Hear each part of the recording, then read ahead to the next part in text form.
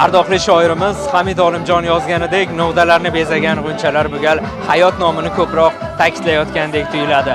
Butun viloyatimiz bo'ylab keng quloch yozgan O'rik gullaganda yoshlar ijodiyoti festivali bu gal Rishton tumanida katta ko'tarinkilik va shukuh bilan kutib olinyapti. Xabaringiz bor, bu festival nafaqat Navro'zni, bahorni ulug'lagan bayram, balki mehr-oqibat, ijod va san'at uyg'unligi deyishimiz mumkin. Bu gal qaysi bir yurtdoshimizni suhbatga tortmaylik, ular o'z so'zlarida ushbu yilda bahorni yanada ko'proq sog'inganliklarini bayon etmoqdalar.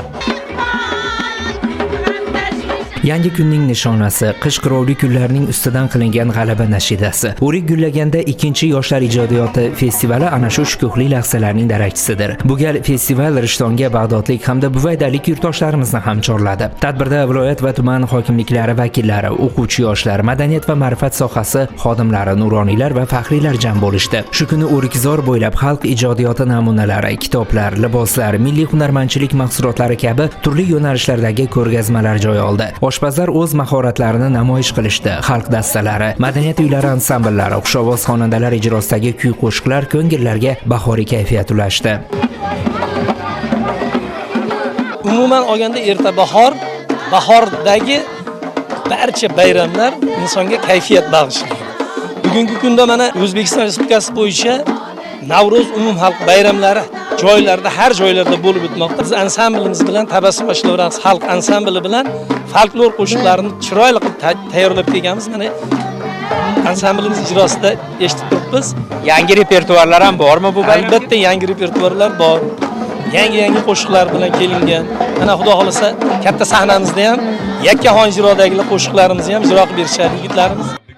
Festivalda so'z olgan viloyat hokimining o'rinbosari Sherzod Polvonov yig'ilganlarni Navro'z va bahor festivali bilan tabrikladi. Tadbirda so'zga chiqqanlar tomonidan qayd etilganidek, O'rik gullaganda festivali boshqa tumanlarda ham davom ettiriladi. Kelgusida bu tadbir an'anaviy bahor bayrami tusini oladi. Shu kuni mahalla tizimi xodimlari kuni munosabati bilan faollik ko'rsatgan bir guruh yurtdoshlarimiz tashakkurnoma va esdalik sovg'alari bilan taqdirlanishdi. Xuddi bizda Rishton oshi Samarqand noniga o'xshaydi. Rishtonda qilinadi, boshqa joyda o'xshamaydi. Shuning uchun dunyoga taralgan o'sha ko'p joylarda taniqli oshimiz. Bugun bu yerda o'zingiz tayyorlayapsiz-a yosh yetakchi? Men o'zim osh qilyapman, o'z qo'lim bilan bo'lyapti. O'zim ham Toshaqaloq mahalla yoshlar yetakchisiman. Yil davomida Navro'z kayfiyati ular bilan hamroh bo'lsin, shunaqa festivallar ko'payorsin. Biz yoshlar yetakchilari shijoat bilan, g'ayrat bilan qatnashib o'z kuchimizni ko'rsataylik.